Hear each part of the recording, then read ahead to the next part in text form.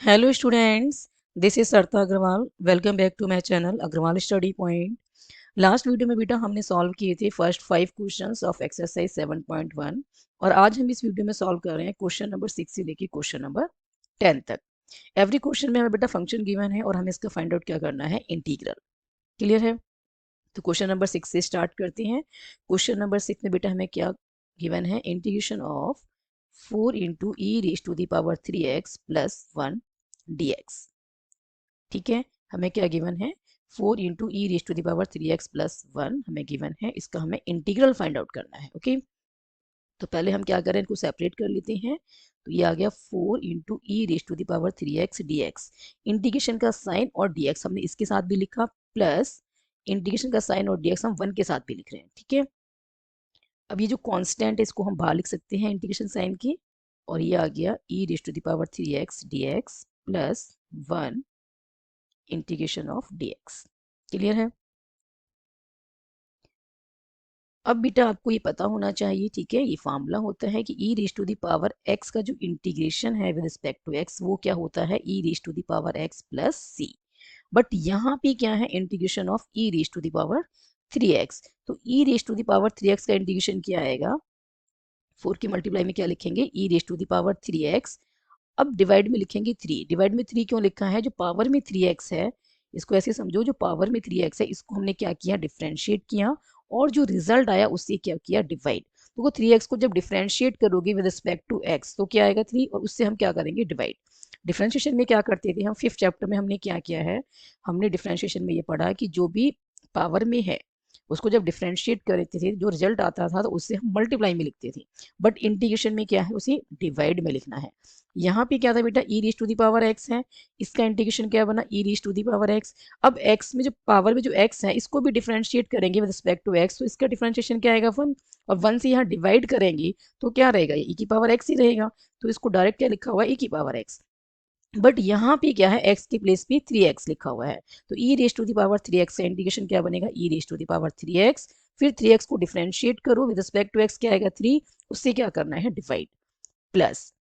अब बेटा हमें क्या करना है, अब क्या लिखा हुआ है, 1 integral of dx.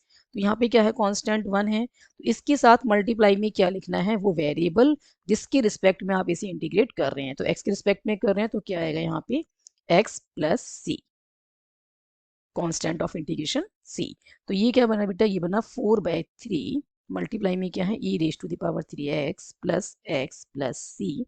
And this is the answer of question number 6. Clear है? Now next question is question number 7.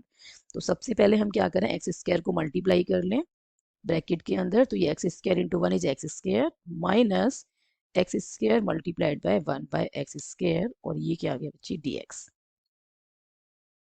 ठीक है, integration of x square minus x square into 1 by x square dx.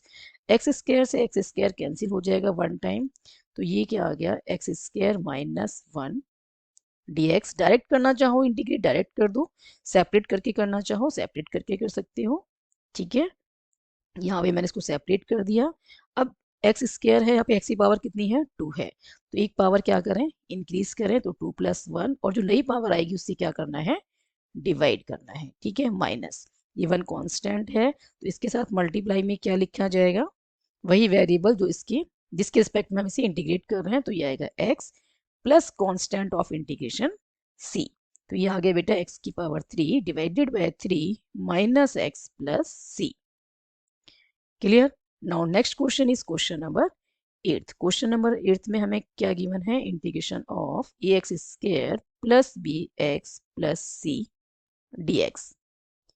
Separate करके लिखते हैं तो क्या लिखेंगे, integration of a x square D x plus integration of b x D x.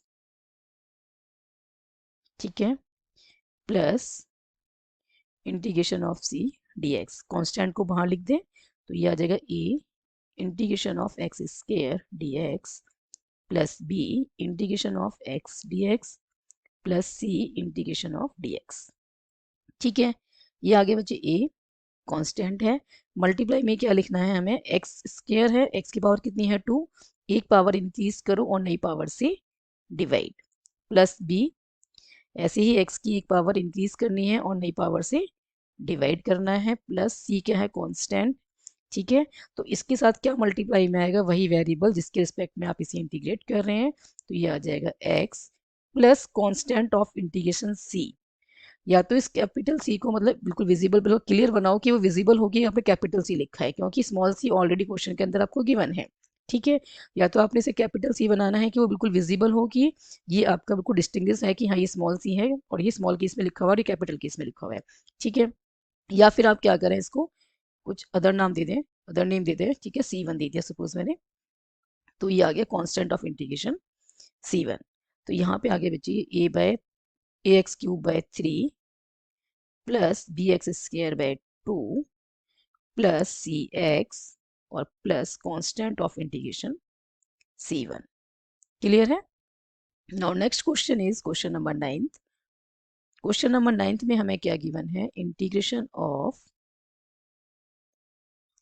2x² plus e⁻x dx। इसको separate कर लेते हैं, तो integration of 2x² dx plus integration of e⁻x dx।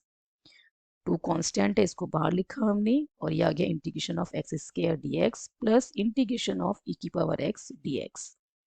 Two constant है, एज इट इज लिखा जाएगा x², तो यहाँ पे x की एक पावर इंक्रीज करेंगे तो पावर 3 हो जाएगी और नई पावर से डिवाइड कर दिया, प्लस e⁻x का इंटीग्रेशन e⁻x होता है plus constant of integration c।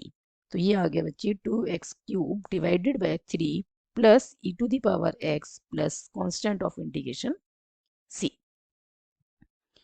Now next question is question number 10th।